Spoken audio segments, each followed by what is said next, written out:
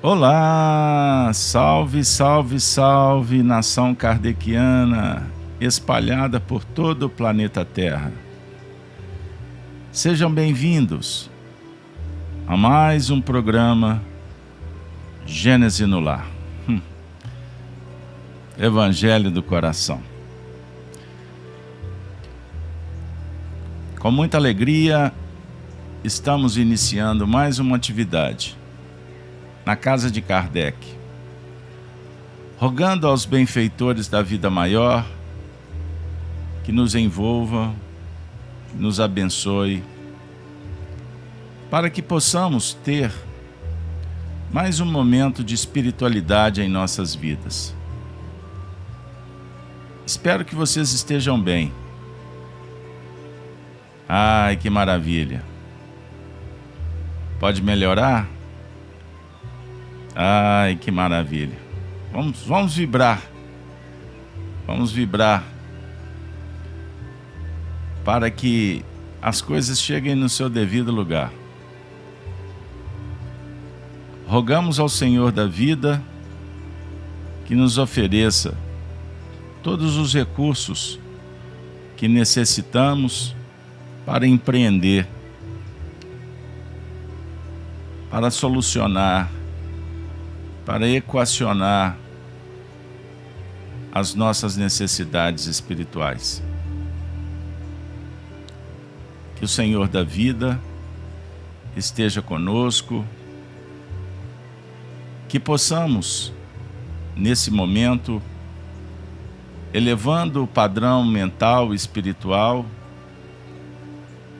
possamos abrir as perspectivas, as possibilidades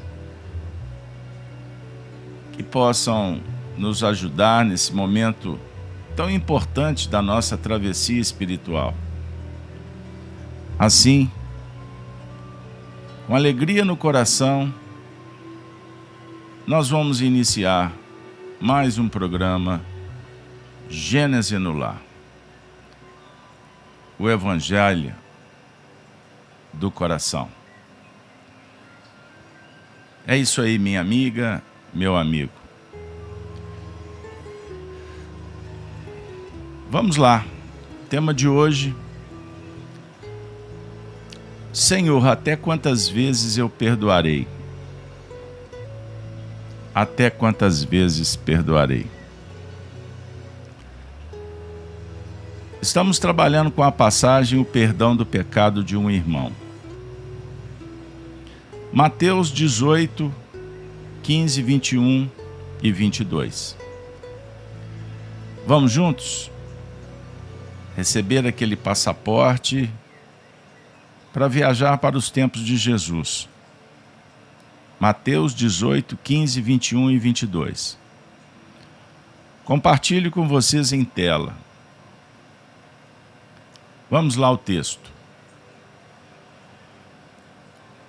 Ora,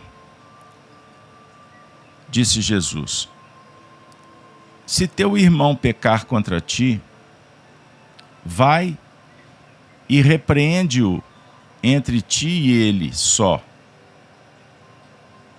Se te ouvir, ganhaste teu irmão. Então Pedro, aproximando-se dele, disse: Senhor, até quantas vezes pecará meu irmão contra mim?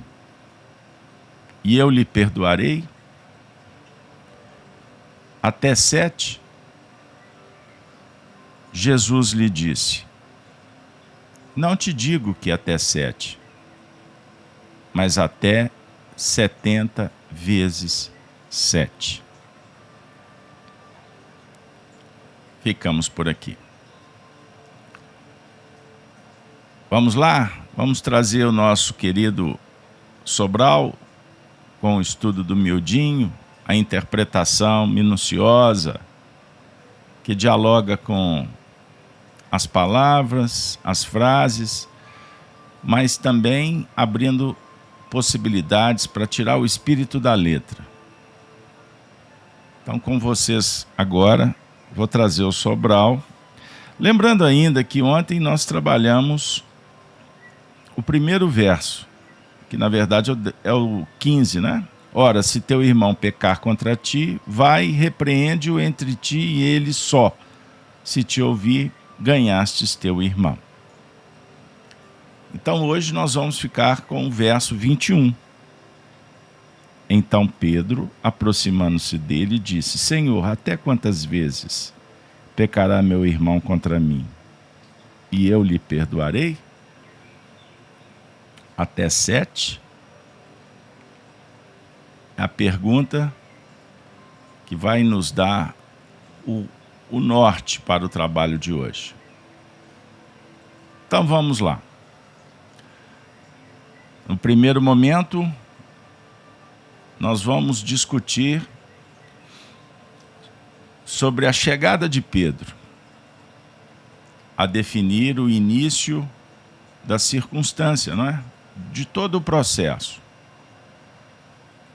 Então vamos lá. Então Pedro, aproximando-se dele. Então é a circunstância temporal. Naquela oportunidade. A definir que tudo tem a sua hora. Devemos aplicar a psicologia nesse sentido. Abrir os olhos para identificar os sinais e fazer escolhas as mais ajustadas possíveis, sabendo que a nossa margem de erro é grande. Mas devemos ter a humildade, o sentimento da filiação divina, a definir que Deus está conosco. Temos o apoio espiritual. E se apareceu a oportunidade, significa que chegou a hora. E que podemos fazer. E o grande lance é exatamente poder fazer. Muitos ficam prestando atenção só no resultado.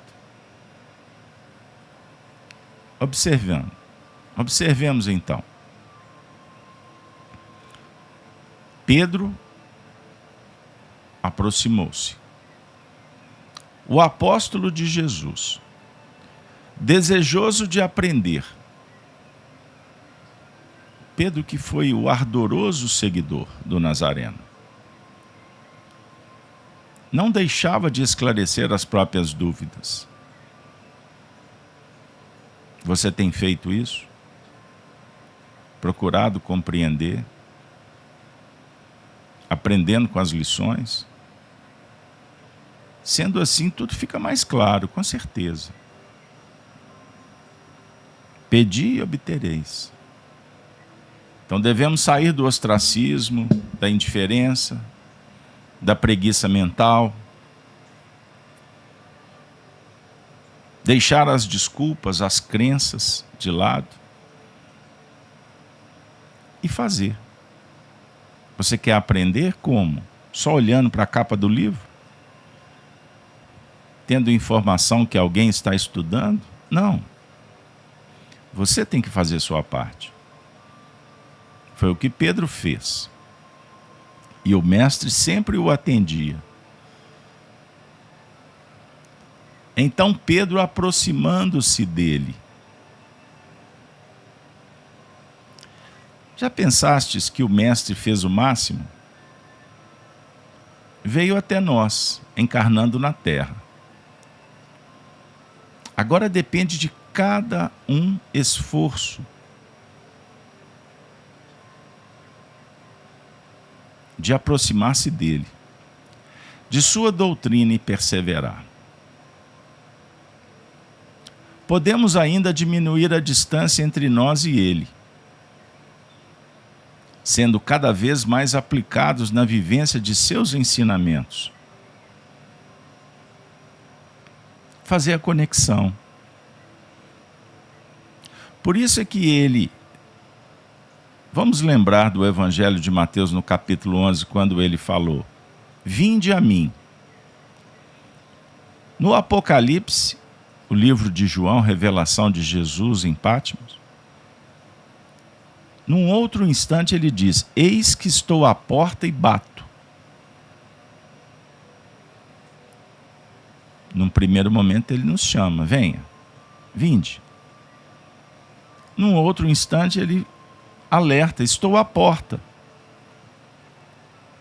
Lembrando ainda que em João, no capítulo 10º, ele se autoproclamou a própria porta. Eu sou a porta das ovelhas. Então, voltando. Pedro, aproximando-se dele. Devemos nos aproximar, devemos conectar, sabedores de que ele está aqui, está contigo,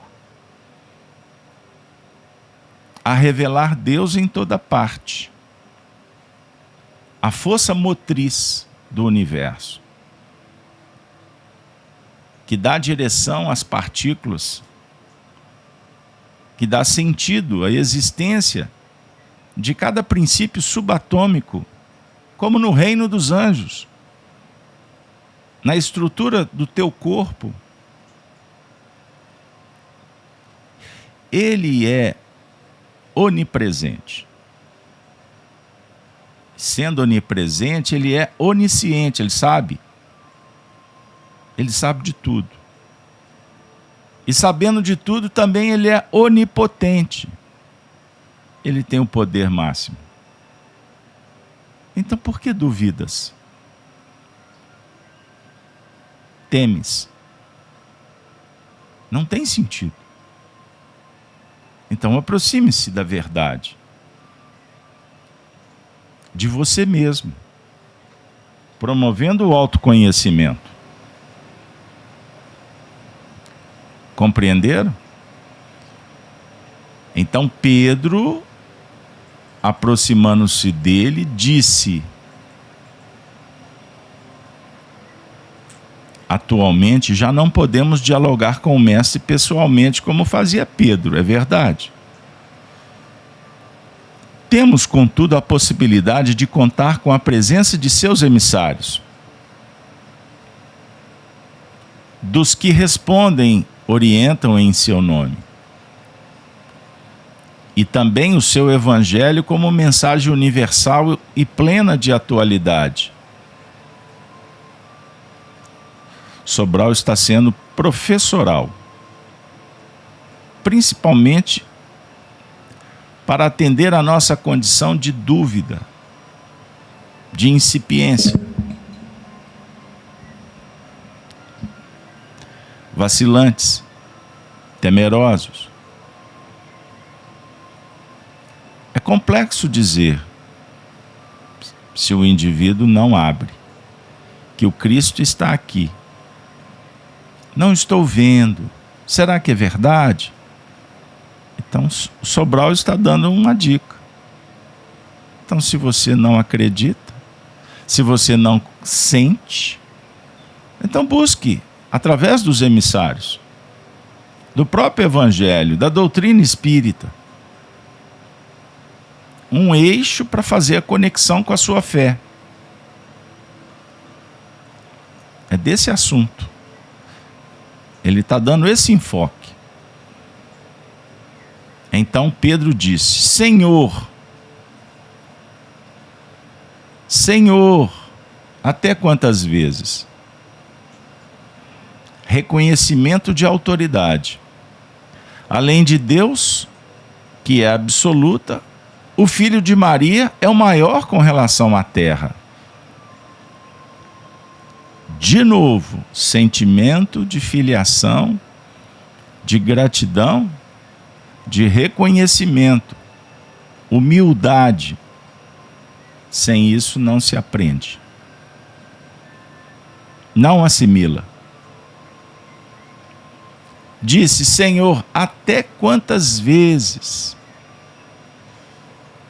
A pergunta de Pedro evidencia como se ele raciocinasse como se o perdão tivesse limites, se submetesse a condições. Já sabemos, todavia, que não é assim. Ah, você tinha até esquecido do tema, né? O perdão. Perdão tem limite? Pedro fez essa pergunta. Tem condições? Existem condições para perdoar? Desde que? O que você acha? Bom, estudar o Evangelho tem demonstrado que não é assim. Disse Senhor, até quantas vezes pecará o delito? Não é isso? Nós falamos sobre o tema ontem. O que é o pecado? Procedimento censurável. Até quantas vezes pecará meu irmão contra mim? Também já tratamos do irmão em humanidade. Contra mim, examinando à luz da doutrina espírita, tal proposição, concluímos que ninguém peca contra alguém, mas contra si mesmo, pois com seu ato já se compromete. Pessoal, vamos lá. Compreender esse ensinamento faz toda a diferença e o perdão se agiganta. Eu costumo dizer, o problema nosso é fulanizar, pessoalizar. Pecou contra mim, veja só. Não, ninguém peca contra alguém, mas contra si mesmo. O próprio ato já comprometeu. Ah, mas e a repercussão? Entra no plano das vaidades. No fundo, é isso. A gente querendo ou não, mas é assim que funciona. Quando nos sentimos vítimas, o que está acontecendo na nossa intimidade? Lembram que em doutrina espírita aprendemos que o sofrimento está na razão direta da ignorância? Ignorar a lei divina.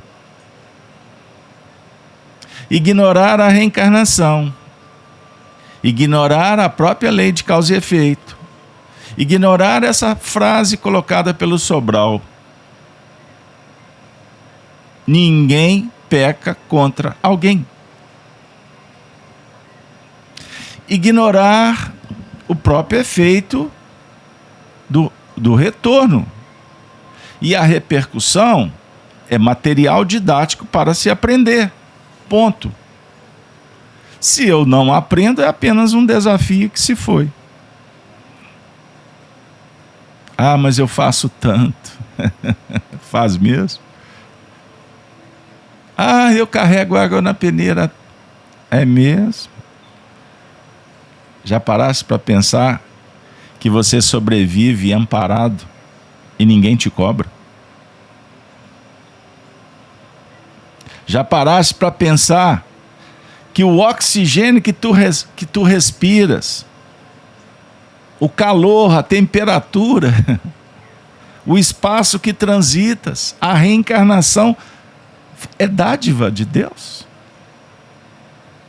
E você acha que fazer o almoço todo dia você está fazendo muito? Ah, Casalberto, muda de assunto. Tudo bem. Vamos em frente. Mas eu não posso seguir sem repetir a frase do nosso amigo Sobral. Ninguém peca contra alguém, mas contra si mesmo. O bem que fazemos, fazemos em favor de nós mesmos. O mal que praticamos, praticamos contra nós mesmos. Porque do que damos, recebemos.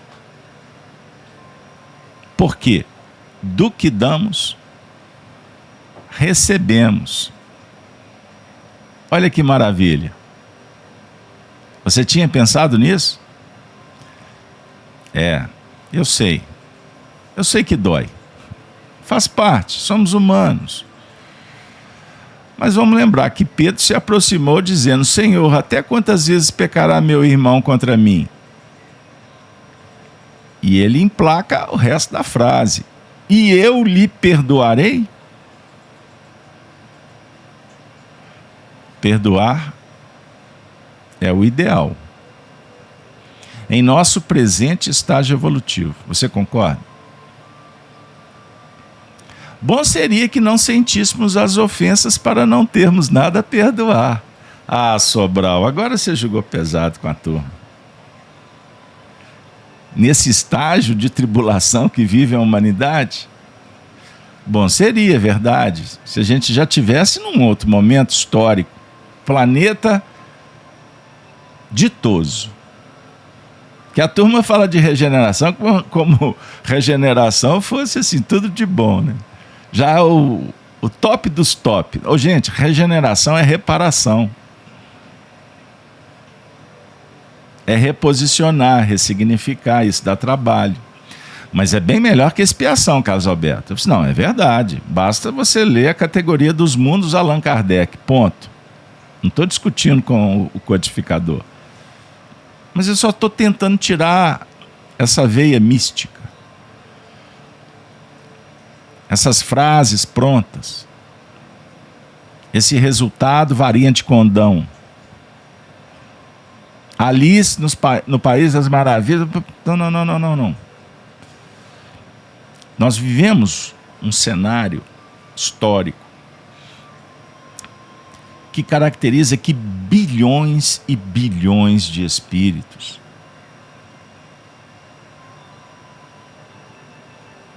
anseiam pela perfeição. Mas ainda estamos tão presos no egoísmo que nos sentimos ofendidos e pouco dispostos a assumir responsabilidade quanto ofensores.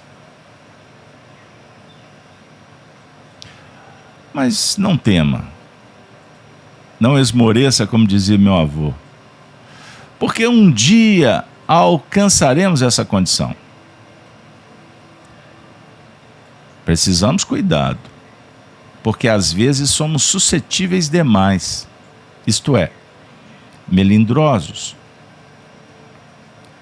Vemos ofensas onde e no que elas não existem. Ficamos magoados se alguém passa por nós na rua e não nos cumprimenta. Já pensou nisso? Só por não ter cumprimentado, acabou o mundo. Não foi convidado para o casamento? Não está sendo incluso aí no grupo? Hein? Não lembraram do meu aniversário.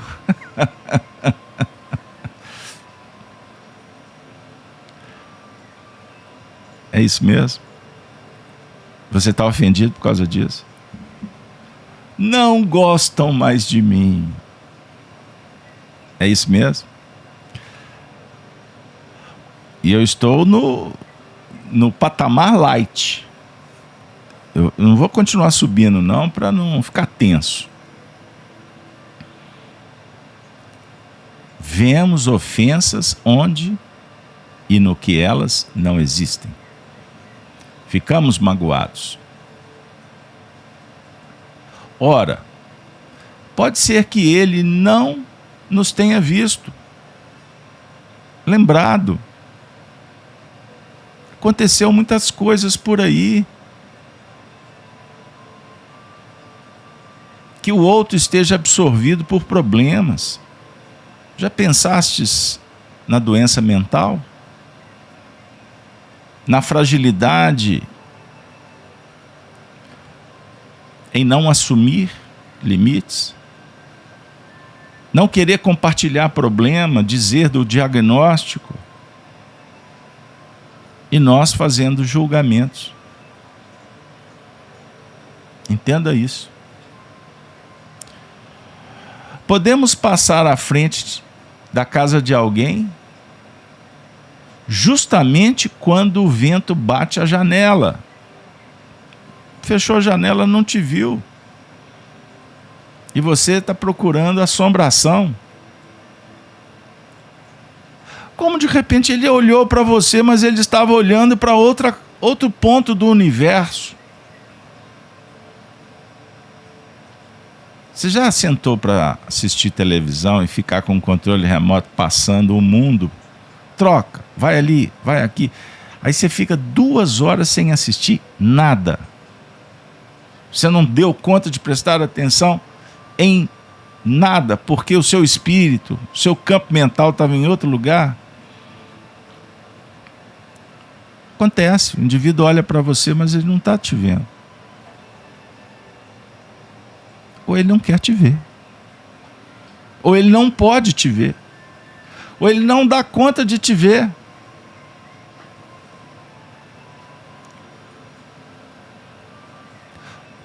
Ou de repente, os espíritos te deixaram invisível para que ele não te veja.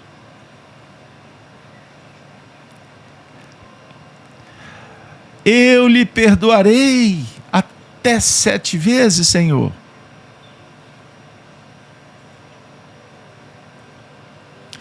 Por isso, não vamos admitir que alguém menos simpático a nós bateu a janela em nosso rosto. Se alguém junto de nós cuspiu, não foi em sinal de desprezo, mas porque está gripado mesmo. Em suma, precisamos ter menos vaidade, presunção, amor próprio, atribuindo menos importância a nós mesmos, colocando-nos no nosso lugar e sentir-nos menos ofendidos. Pessoal, vai aí uma dica. O que me visita? A ideia de que o problema todo é a gente dar importância para si mesmo, mais do que o razoável. Você deve se amar, mas cuidado, muito cuidado em se achar. Você está se iludindo. Só se desilude quem se ilude. O que é mais importante? Você está bem, cumpridor dos seus deveres, realizando o propósito existencial, dando sentido vivencial à sua vida? Ou sendo importante para os outros? Vou te dar uma dica. Cuidado com isso. Porque essa importância é relativa e transitória. Se você apoia a sua felicidade no que o outro pensa ou sente de você, por você, você, como eu, qualquer um, está fadado a ter uma grande decepção, porque as coisas mudam. Tudo muda. É diferente quando a gente sente vibrações do amor verdadeiro e incondicional. É muito diferente. Porque esse amor é eterno, é para sempre. Isso dá segurança? Estímulo? Sem dúvida. Sem dúvida. Mas pense nisso. Isso é um processo, é natural. Não pode ser forçado. Então, de repente, a gente fica dando murro na ponta da faca e a vida está dizendo, muda o foco, vira a página, vira a chave. Você está sofrendo sem qualquer sentido. Falta lógica até nesse sofrer. Mas naturalmente Pedro, quando pergunta, eu lhe perdoarei até 7, o número 7 simboliza o total, o completo. 7 é o número de Deus. Uma semana tem 7 dias. 7 são as notas musicais. A terra é feita em 7 dias, figuradamente, 7 períodos. As 7 maravilhas do mundo e etc. Jesus lhe disse, não te digo que até 7, mas até 70 vezes 7. O mestre faz questão de tirar qualquer ideia de perdão restrito, condicional. Mas, na conjunção que coloca em destaque a conclusão, Jesus abre para nós um painel que nos projeta para o infinito. Até 70 vezes 7. Não podemos nos prender ao resultado de operação, mas termos em vista o sentido amplo do perdão. Não importa a natureza da ofensa e nem de quem procede. Necessidade de perdoar, assim como temos sido perdoados no curso das nossas reencarnações. Na doutrina espírita aprendemos que Deus não perdoa. Ele, porém, nos proporciona a vida, o tempo e as oportunidades para a reparação. Quem erra deve passar por 3 fases. Primeiro, a do remorso, que se processa no íntimo. Segunda, a do arrependimento, que se manifesta por palavras e atitudes. E, finalmente, a reparação, que redime o devedor. Esses apontamentos foram feitos no dia 28 de outubro de 1980. Endereçamos o nosso agradecimento ao nosso querido Sobral. Concluo com vocês, numa análise espírita, sobre o perdão. Um olhar mais a fundo.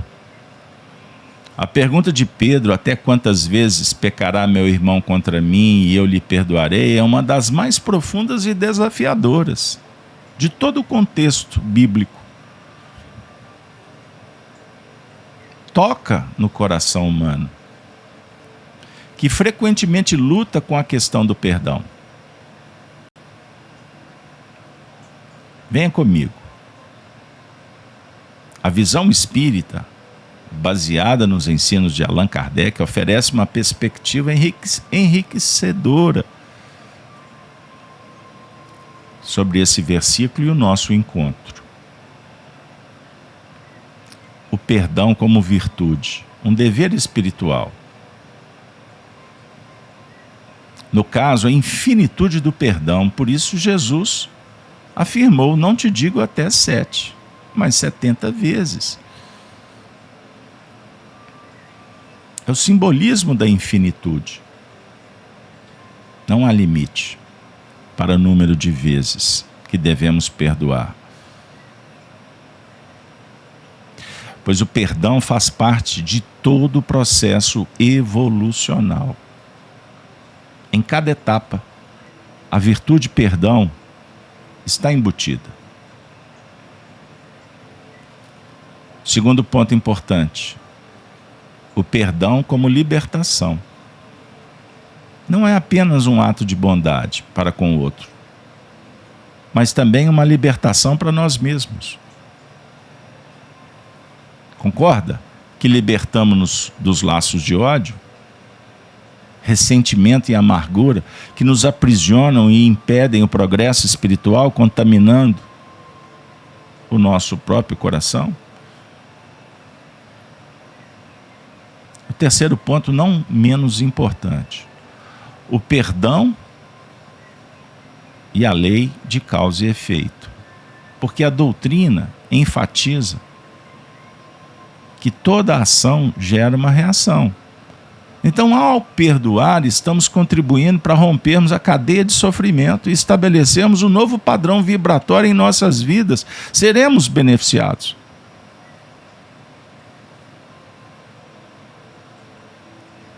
Tudo isso tem a ver com o nosso papel na reencarnação, que é o renascimento para uma nova dimensão. Concepção do perdão, como nunca tivemos. Compreendendo que reencarnamos diversas vezes para evoluir, tantas quantas forem necessárias. E em cada vitória pautada no perdão, o próximo desafio, teremos mais condições, inclusive para diminuir o excesso de erros, sem a pretensão de acertos. Compreendendo que os erros fazem parte, buscando qualificar as escolhas para termos melhores resultados. E não esquecemos nunca que a reencarnação ensina a importância de perdoar e de pedir perdão.